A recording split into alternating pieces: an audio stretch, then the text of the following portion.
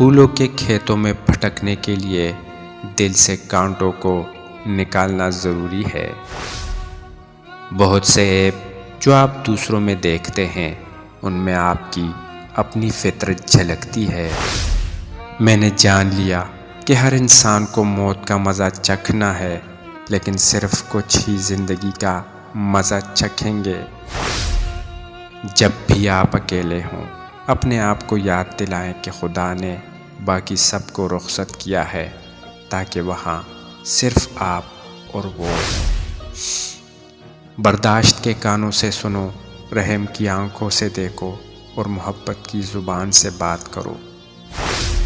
تمہارا بدترین دشمن تمہارے اندر چھپا ہوا ہے، اور وہ دشمن تمہارا نفس یا جھوٹی انا ہے۔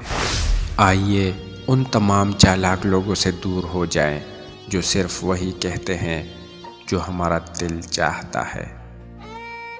اچھے دن آپ کے پاس نہیں آتے، آپ کو ان کے پاس چلنا چاہیے۔